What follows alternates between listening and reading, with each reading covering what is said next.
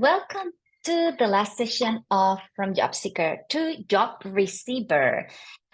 Today, we are gonna just wrap up this series that we've been going through together. And just a bit of a recap. I am Judith, I'm your host today, and I am the founder of Connection Camino, which is something that we're going to talk about a bit more later because it's very connected to how my journey with the job search has been going. As always, I am not a psychologist, I'm not anything connected to that, but I know some things about mental health and the job search through the experiences that I've been living. I've been in the job search now for almost 6 months with amazing zero results in the sense of like results of getting a job. And yeah, it has been a journey of really learning a lot of things about myself and about how am I showing up and how am I being during the recruitment process, that I thought that it was maybe something worth to talk about with other people that are going through the same experience. And of course, again, this is a safe space of vulnerability and compassion. And I really invite everybody to hold yourself through the emotions that may emerge for yourself and also with the others in the moment that when we are sharing. So, of course, always have pen and paper close if there is something that may be arising. And again, it's a safe space where we speak about invitations. So everything is about trying to see things from a different angle, trying to understand if there is some blind spot that we are not able to see. So of course, everything that I'm gonna be sharing a lot of questions and bringing a lot of maybe new ideas or new perspective that may not be the classical from the job search. And yeah, of course, just take it as an invitation if you feel curious to explore it together. And that is how we are going to be moving around today. First of all, a bit of a recap of where we're these last days and where are we today, because in this last section we are going to talk about tapping into the potential of the job search. And we are coming from the candidate experience start with you and what is your place in the job market. So the first session was all about how are we processing all the insights, the inputs that are happening to us and that we experience through the job search and our recruitment process. So it's all about like how we know how everything that we experience goes through our senses, and then what are we doing with that thing that is happening inside of us. So that was the first angle, and the questions that we were reflecting on in the first session that you can catch up in the replay if you missed that one is the power in your attitude and response. So how can we move from that rejection that amplifies the sense of anxiety or sense of curiosity? We went through the balancing through the emotions and really understanding that, okay, how can you prevent to burnout from actually this job that is the job search? And also we spoke about how to sharpen your intuition and have this courage to act from this place of alignment with all the actions and how we move around in the job search. Then we spoke yesterday in the second session about your place in the job market, which is about trying to, after zooming in and understanding how are we processing the emotions, we also understood yesterday and saw how is it that we zoom out and understanding better how is the whole concept and the system, how is the job search and recruitment integrated within the system we are living, and how are those dynamics and the trends and what is happening farther beyond what we experience. So this was more of like this big picture work that we did together of really seeing how we relate to all this. And things that we reflected on yesterday were like this power dynamics and recruitment. How can you really connect and be open to collaborate with a human on the other side, understanding what is the power dynamic that is happening today. Then thinking about like the whole competition stance and that essence of competition that exists currently between candidates and employers. And hey, what will happen if you drop out of that competition game and say like, I don't want to engage into this, those are not my rules. And what happens also was, of course, like we know how today the world of work is super connected to this emerging tech and the different skills that we are constantly required that actually nobody really knows what is it that we need today in the world of work. So that can turn into something so uncertain and that we don't know, that sort of like we use it a bit sometimes as a scapegoat of it's AI, or it's just how we are working with tech and so on. So what if we just stop blaming tech and what is happening and the evolution of the new technologies, and we actually just embrace it in a way that works for ourselves, and trying to be conscious of that sometimes we just like bump into, the problem is everything that is happening outside. So today we are gonna move to talk about, okay, we went through the zoom in, we went through the zoom out. So today it's about really that reframing and why this is called from job seeker to job receiver. And the whole idea is that, okay, beyond what it's out there and understanding the relationship and understanding how it affects us, it's also about, well, what else can we do about it? Can we move this from this? Can we create this with that?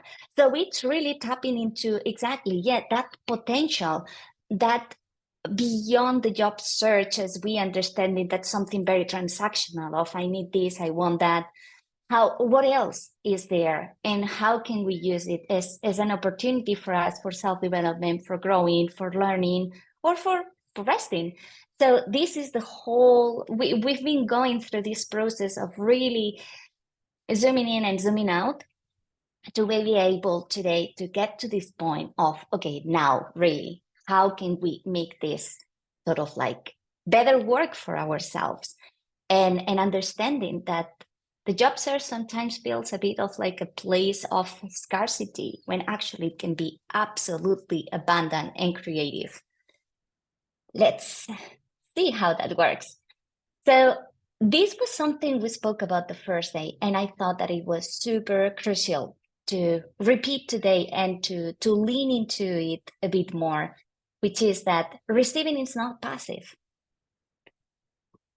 Receiving is not laying back and waiting for things to happen and just kind of like, oh yeah, and boom, I got an email from my dream job that they are inviting me for an interview. No, that's not how it works. That's not receiving.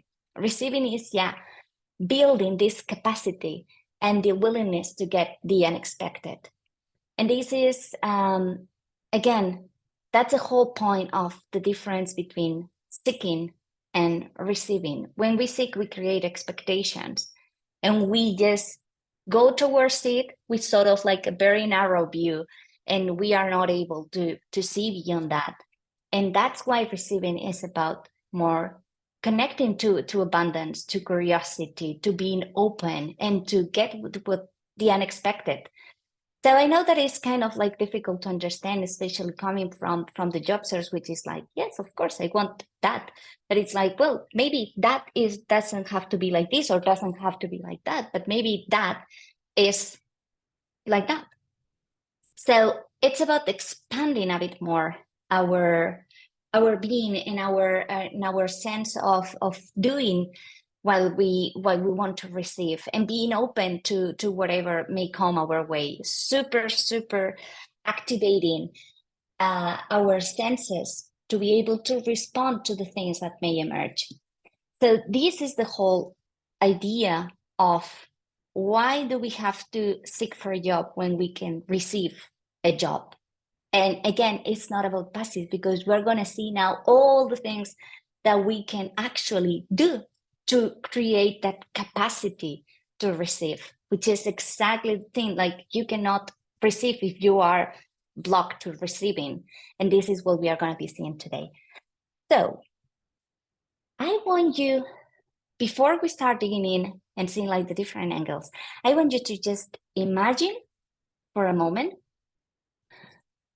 it's today, normal, however you are feeling now.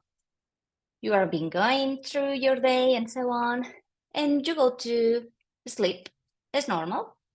You brush your teeth, you drink a glass of water, you put on your pajamas, you get into bed, just as normal as any other day. And then tomorrow you wake up, and as normal as anything, you go to that dream job that you have been dreaming about for a long time. But I don't want you to imagine that you are going to bed today and you are sort of like going super excited because, oh, tomorrow is my first day in that first job. No, I want you to imagine that you just go to bed absolutely natural, exactly on the very same place where you are today, right now. And then you wake up tomorrow in a complete different reality. But it feels just as natural as it is today going to sleep from the place that you are. You may be thinking that, okay, that's nuts. That's not going to happen. I'm not going to wake up tomorrow and boom, suddenly, like, I just sort of like fast forward into the day that this is happening. I know, probably not.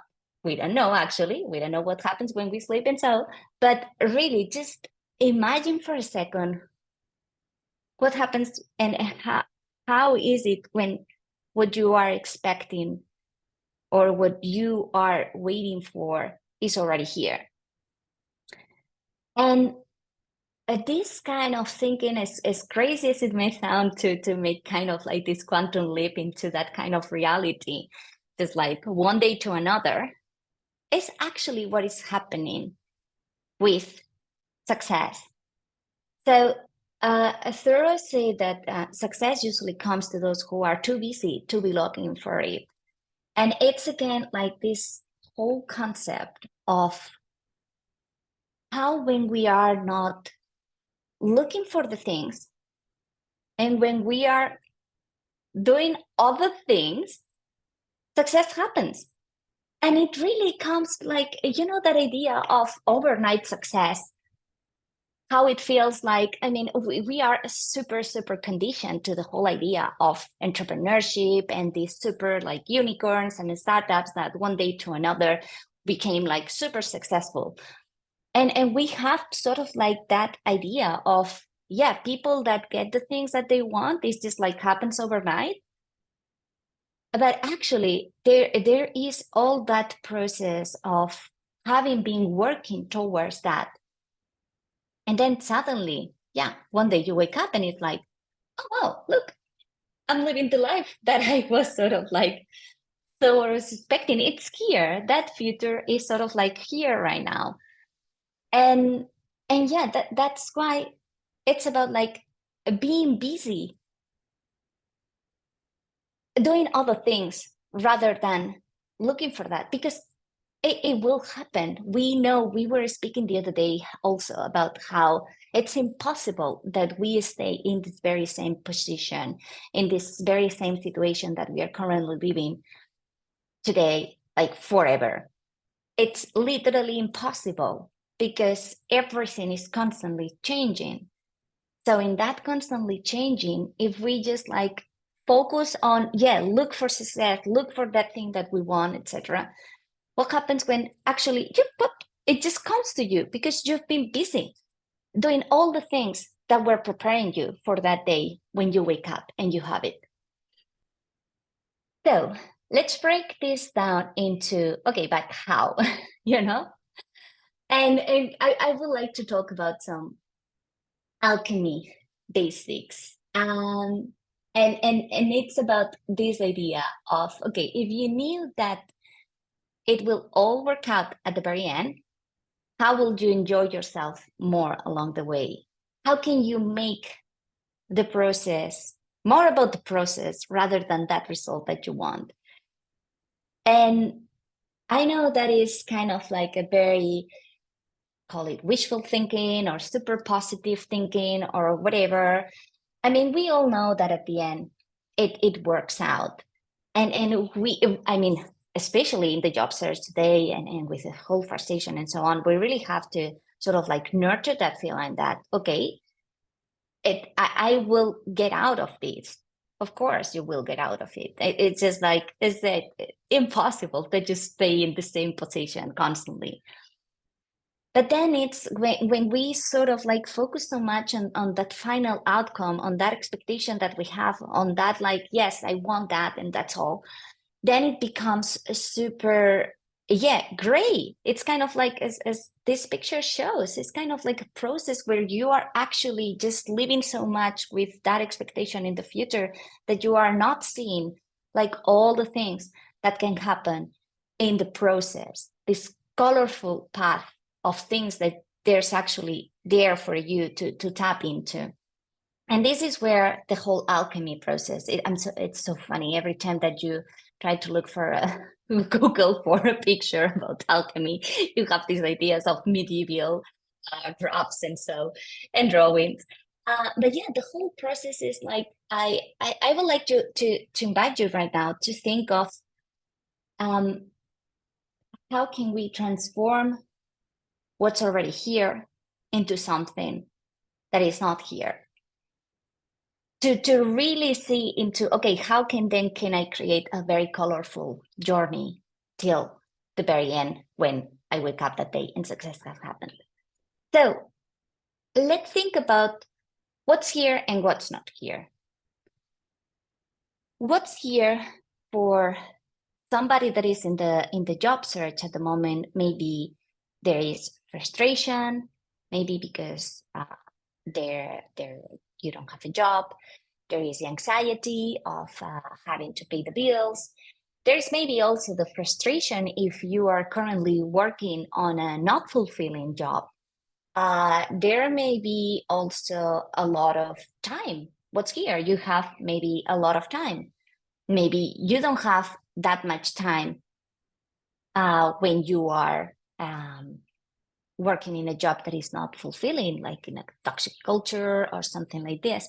So yeah, it's like what's here are maybe a lot of things, and what's not here, it probably is that fulfilling job, that money, that purpose, that meaning. So it's a lot of things. Like when we think about like, okay, where are we holding? What is it that we are holding today as job seekers, and what is it that we want to achieve? What is lacking? You remember that first day when we were chatting about in the first session about, okay, we can sort of like accumulate that frustration, which is very heavy and we are carrying, or we can have like that expanding lack and that scarcity sense of, yeah, I have a huge void within myself because I don't have a job, I don't have a meaning, or I don't have a work, I don't have money, or yeah, I don't have, yeah, some sort of like a purpose and sort of like a motivation. If, for example, you are working on a more like on a work right now that is not fulfilling. So the whole concept is that what's here is a kind of energy that can be frustration, can be, yeah, fear, anxiety, sadness. There is like a lot of things, time, there, everything at the end is a sort of like energy that that we have. And what we don't have, what it's not here is that lack of energy. So actually my question here, and when we think about alchemizing, it's about like, okay, why don't we move that energy that actually is here and that exists to that is not here. And as you see, I'm speaking beyond the job itself, like that role, that position, when you get like a job offer that is fantastic and so on, and you accept it. I'm talking about what you have currently right now, not thinking about the job or whatever, but just like, okay, with all this that you have, can you transform it? Can you transmute it? So it turns into an energy that may have, that you are sort of like attaching more negative feelings to it, to something that is more positive and that keeps on energizing you. Because the whole thing, we were talking about the first day, how important it is to take care of yourself, to rest, to self-care, to focus on your well-being, because you have to hold yourself a lot of through a lot of emotions. So that is also about transforming some energies that are not as good and that are actually not bringing a lot of value to you, and just transforming into what's not here, like regardless of the job. But there are so many things that you can already do. And let me give you a couple of examples on, for example, myself, my own journey, like the moment that I started searching for a job and understanding how the job search was going and how the job market was at the moment. I was like, oh my God, there's so much frustration. Like I really was like experiencing that in all my body and my bones. And I went through a process of, what should I do with all of this? What, I just keep it and I save it for myself, for what? For making me upset? Or am I gonna do something out of that? So the first thing I did was creating a WhatsApp communities to support job seekers, because I was so lost. I was understanding absolutely nothing, that I really had the feeling that I needed to sort of like, I don't know, get some clarity. And I wasn't able to do it alone. So I just said like, okay, let's just create a WhatsApp community. And suddenly people from all around the world joined that community. And boom, we just had a space for all of us to be holding a space for each other through the job search and through the ups and downs that was. So I transmuted a very like sort of like very crappy energy that I was feeling completely alone into something that I could share with other, not just to trash the job search, but just like to be there with other people that were going through the same, and at least find some compassion and support among each other. And that was me in that space. These kind of workshops are appeared and emerged from the very same place. After many months going through this, I realized that okay, I sort of like managed to have a different attitude to the job search and not be with that frustration that I was feeling at the beginning. So after having gone through that, I still don't have a job, but I have a lot of time. So with that time, what did I do? Creating these workshops. And it's kind of like, okay, I use that energy of time that I had in my hands to create something that wasn't here, that it was, well, a workshop, a space where we could talk about these things together and try to, bring a bit of like value to other people that were going through the same, sharing my experiences and how I went through that. And that is, for example, just an example of myself, like having this time in my hands. But the other example that I have, for example, is my mother. My mom, she's having a job and so on, but of course, like because of life and job day and day-to-day challenges and struggles, so she has been for the last weeks having a bit of insomnia, waking up very early. And what was she doing with that sort of like energy that was inside of her, that was pushing her to wake up with some anxiety and some worriness, and being very early in the morning at home, like not knowing what to do? So she started sewing, and she's been creating tote bags. and pouches and a lot of accessories that she was just like every morning like sending to my family on WhatsApp, like a lot of pictures and so on. And it was like, Mama, what are you doing? She's like, no, this is helping me sort of like alchemize this energy that I wake up with and that I don't know what to do with it. And now she's selling those things to her friends and they are super happy. So it's about like, yeah, what can you do to transform something that is apparently bad into creating something that brings value? And how can you transmute that frustration into curiosity, that rejection into opportunity, and that even ghosting into showing up? So it's really kind of like, okay, how can I turn this? Because that's like a lot of feelings, a lot of things happening. Maybe you have time in your hands. Maybe you don't have time in your hands. Maybe what you need to do is that frustration, turn it into resting. So it's all about just like change it because it really is in your hands with your actions. First, that's why we spoke first about the attitude. Because one first thing is about like really being mindful of, okay, how is it that I'm processing everything and connecting to those emotions? But then about like, now it's, okay, what are you going to do about them? And how can you actually turn it into something that is meaningful, that brings value to you and to others? And that is the process of transmuting, of alchemizing. So, sorry, that was the question for this part. And now I would like to move to something that is very connected to this as well, which is going beyond the linearity and job titles. This is also sort of like an alchemy thing about changing things. And at this bit, I love to talk about my CV and my career path as a patchwork. I have a patchwork CV. I've been doing 1,000 different things. And yeah, many people maybe sometimes like, that's not very consistent, or that's not solid, or, all these kind of words that they tell you, sometimes the recruiters and so on, because they cannot see something clear happening, like sort of like a clear path.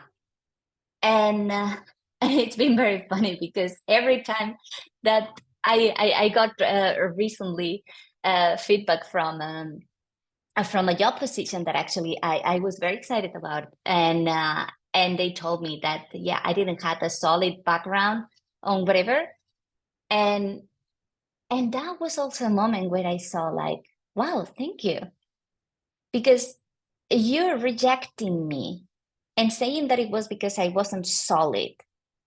That is exactly what I don't want to move towards. For me, everything is about, I'm not looking for becoming solid. I want to become flexible and plastic. So if that is the kind of value that for you is important for somebody to be joining the team, like that solidity, go ahead. But in that case, for example, that was a moment when I realized of like, okay, I actually need to keep on embracing this, because that is some sort of like, yeah, something that brings value to me and that is important and relevant. It feels very aligned and authentic with the way that I'm moving through my career path. So I would like to to think also about this kind of like processes and why sometimes we stick so much to linearity. And again, it's about like we keep looking at things like this when actually it can be like so.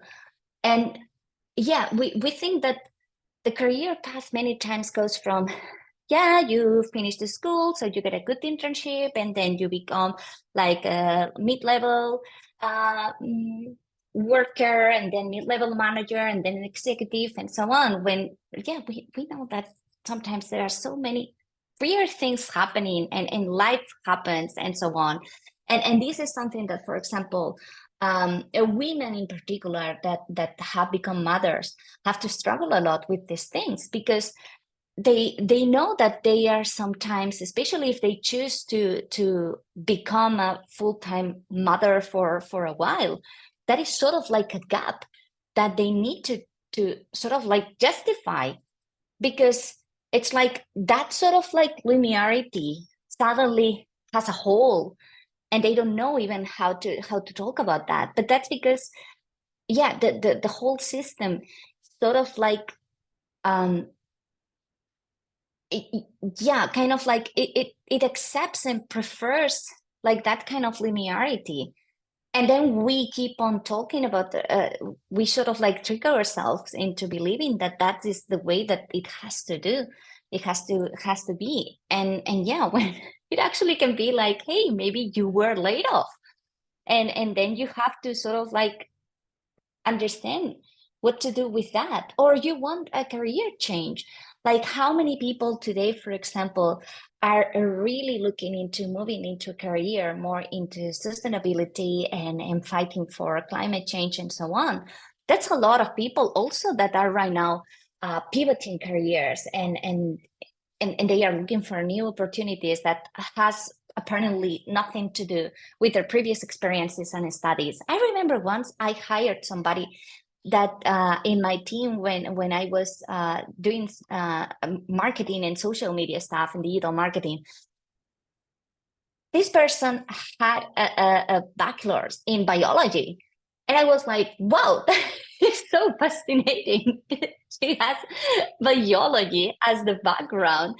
But then she started like switching around. And yeah, we sort of like forget that we are not like this. We don't evolve like in this, with following a road or whatever.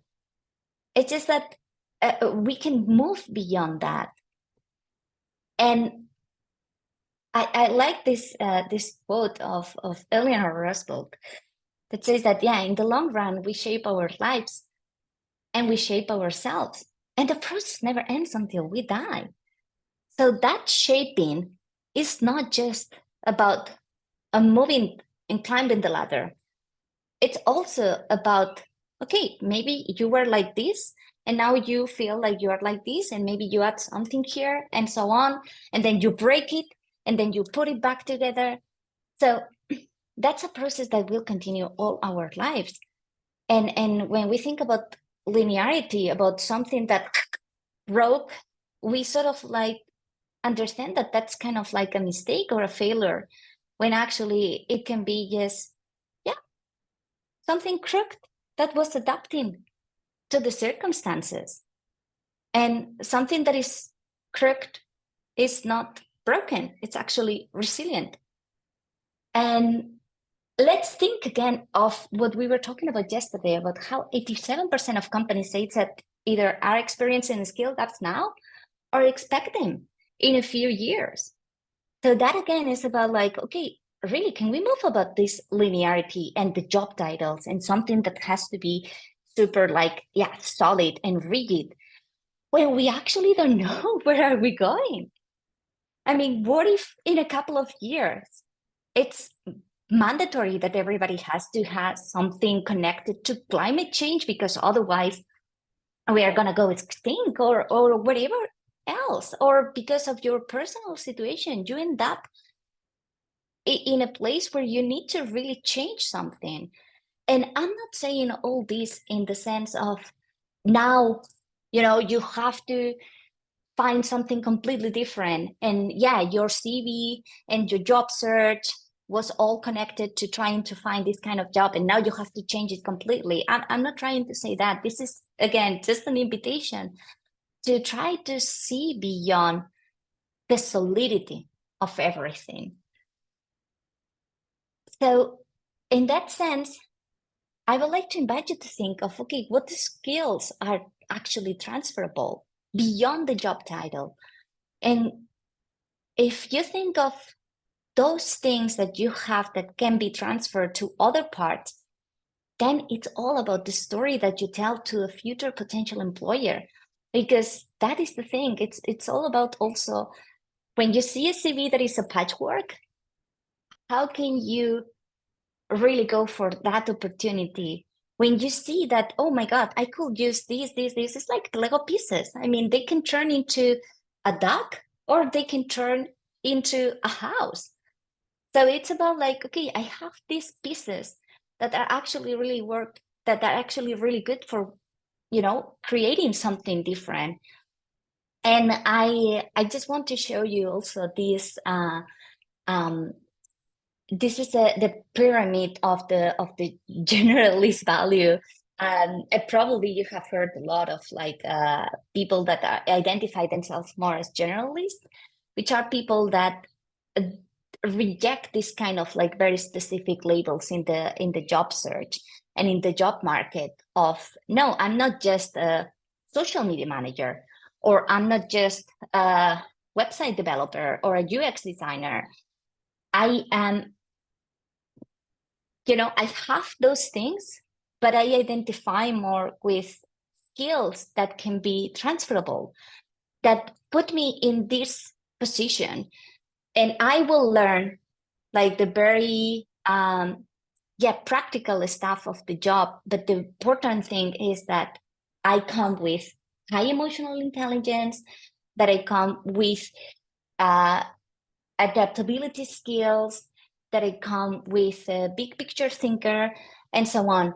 And this doesn't mean, again, that you may identify more as a generalist, but it's more about like how this can sort of like breaks through that linearity and that job title and that sort of like super consistent, solid path that actually maybe that's not what you want to do. Maybe you want to tap into more like these transferable skills, generalist skills, what you want to see beyond what your CV is just saying, and see more into what can emerge from that CV and from their values and from your skills. Like if you get your CV, if you just look at your CV, maybe you want to continue on that path, but maybe that path is also showing many other paths that you could also tap into. And it's very complicated to know because the job market and recruiters are usually some, not everybody, they are still looking too much into, that sort of like linear a path. And they want to, see that, you have the job title and this job title, and that makes sense. And when you're trying to apply to something new, it's sometimes very difficult. But that's, again, let's go back to that. What is the story that you're going to tell to a potential employer when you are just moving beyond your job title? So what if you just don't tick the boxes and sense into the boxes that may emerge? That is the question now for wrapping up this angle. And just to finalize, the final idea that I want you to invite you is this let go to let in, which I think that is completely the one that can, that's the big reframe work, like that tool for reframing and for really changing from, okay, this is how my brain was working and now it's working another way. It's absolutely this letting go to let in. And that is absolutely so connected to that concept of receiving. So this sentence also explains it very well, I think. It's by letting go, we allow everything to find its right place. If we think of, we were talking about how receiving is about building that capacity for the unexpected, to be able to navigate the unexpected and to receive the unexpected, to welcome it. Everything is about like, you have, let's say, like a container, like a place where everything with all that energy, whatever it is, right now talking about job and work, you have a container that it has that given shape that probably is from your past experiences, from what you know, etc., etc. And if that container is absolutely full or it's super solid and it's not plastic and so on, then there is nothing else new that you can receive. So this is the whole idea of just letting go. Let go of the shape of that container. Let go of the labels that you put on that container. Let go of the job titles. And then start creating a new container. Where are you going to receive the new things? If it's full of things, it's just very solid. If it's completely just like super defined, you are not allowing to other things to fit in and to come and to find its place. But the moment that you let go and you are more fluid, more plastic in that sense, if that is what feels right and it feels some sort of like liberating and it can tap into all the different shapes that it can turn. Like if you were always a triangle, then the circle won't ever fit in. But not the circle, not the rectangle, just the triangle, because that's your shape. So the moment that you just like try to see a bit different about it and try to see like, okay, can I change it a bit? Or can I make it bigger? Can I just pull from here? Can I try to, just break it and let go of that label, of that idea that you had about what your CV and what your job should be. It's when you start opening up to being more flexible, that is when things can come and things can fit in its right place. I will read this poem because I think it's also sort of like very connecting, not just in the job search, but it's kind of like for anything in life. It works very well and it's very inspiring. Be patient toward all that is unsolved in your heart and try to love the questions themselves, like locked rooms and like books that are now written in a very foreign tongue. Do not now seek the answers, which cannot be given you because you will not be able to live them. And the point is to live everything. Leave the questions now. Perhaps you will then gradually, without noticing, live along some distant day into the answer. And I really believe that the job search is like this, like a huge question mark. So what if you lean into it and be with it and love the question instead of just right away trying to solve it? Job seeking is trying to solve the question. Job receiving is being with the question. So this is the whole thing that we've been trying to do, like by really connecting to ourselves, but really understanding how the market is going, but really doing that sort of like very intense deep dive,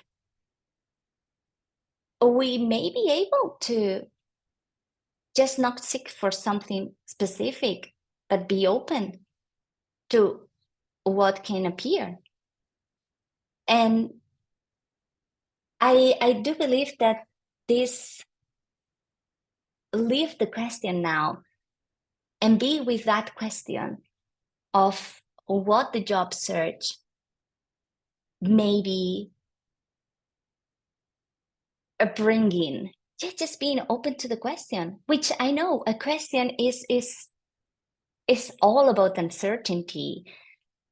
And I know that we've been talking also a lot about how when we have financial struggles, visa struggles, when we are in the middle of all that, it's very, very difficult to be comfortable in uncertainty and the unknown and stay with that question and hold that question, which is all about getting ready to receive something. And I know it's very, very uncomfortable, but at the same time, it's kind of like